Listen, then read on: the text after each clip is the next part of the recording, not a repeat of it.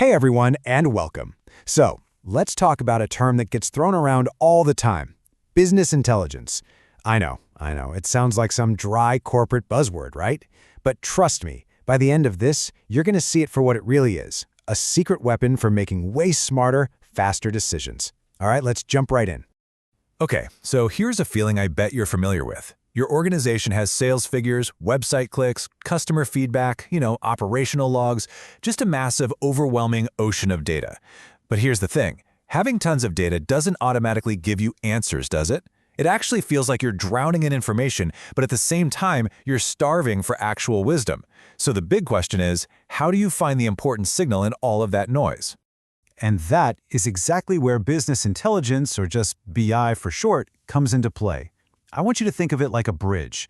On one side, you've got all that chaotic data, and on the other, you've got clear, confident decisions. BI is what connects them.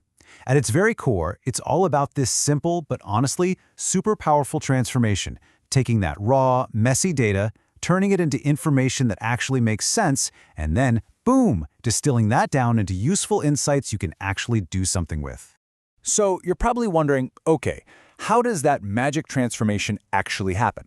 Well, it's not magic, it's a process, and that process relies on a core set of tools in what I like to call the BI toolkit. Before we get to a really cool real-world example, let's quickly break down the essential components that make this whole engine run.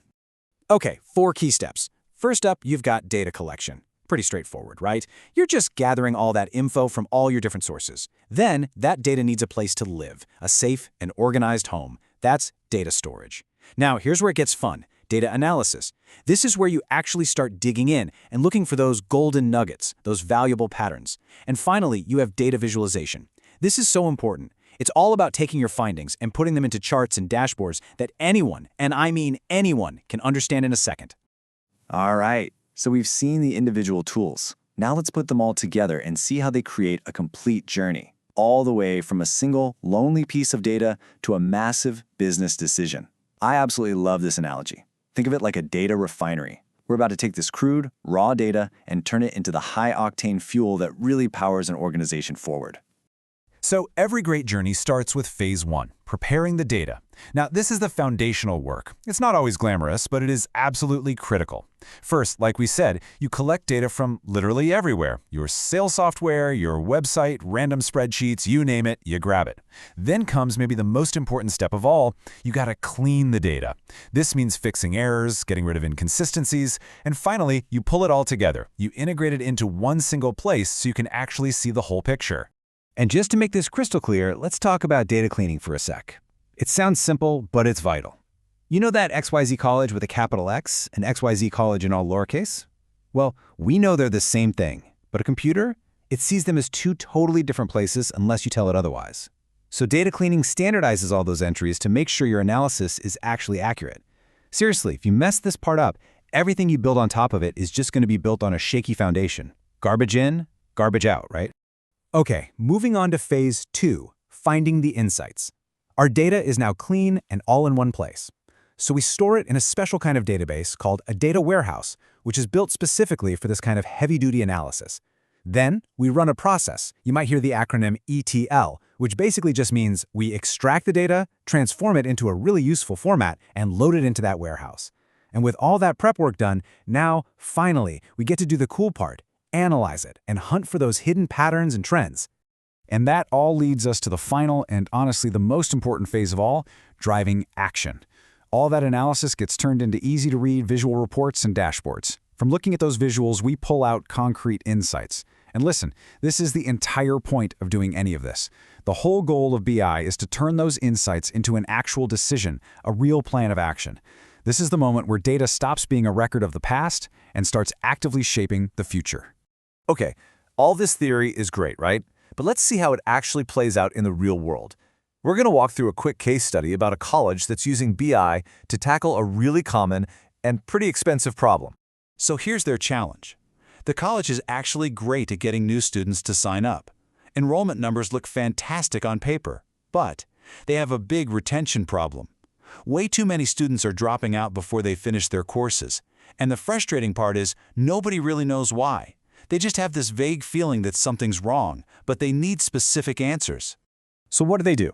They apply that exact BI process we just talked about.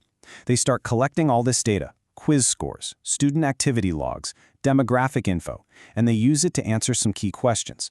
And check this out. They go from a vague question like, which students are at risk, to a super specific BI-powered insight. Student engagement drops off a cliff right after Module 3.